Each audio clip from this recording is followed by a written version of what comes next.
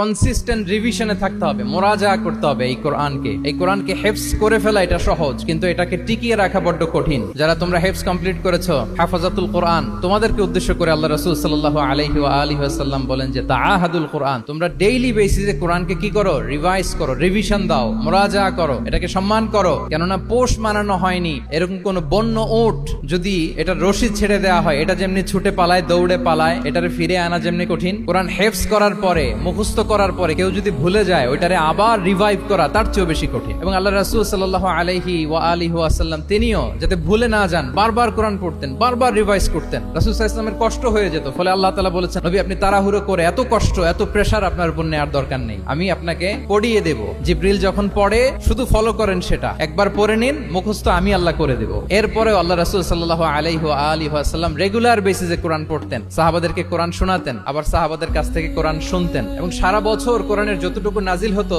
রমাদান আল মুবারাকে জিবরিল আলাইহিস সালামের সাথে রিভিশন করতেন। যে বছর তিনি ইন্তেকাল করবেন, ওই বছর দুইবার তিনি গোটা কোরআনকে জিবরিল আলাইহিস সালামের সামনে পেশ করেছেন, শুনিয়েছেন। তাহলে এটাই হচ্ছে সুন্নাহ। তিনি তো পৃথিবীর প্রথম হাফেজ নাকি? উনি রেখেছেন কিভাবে কোরআনকে, প্রিজার্ভ করেছেন কিভাবে? রিভিশনের মাধ্যমে। You have to revise a lot, you have to recite a lot. এটা আমাদের মনে থাকবে তো নাকি? শিক্ষার্থী বন্ধুরা আওয়াজ করো, মেক এ নয়েজ।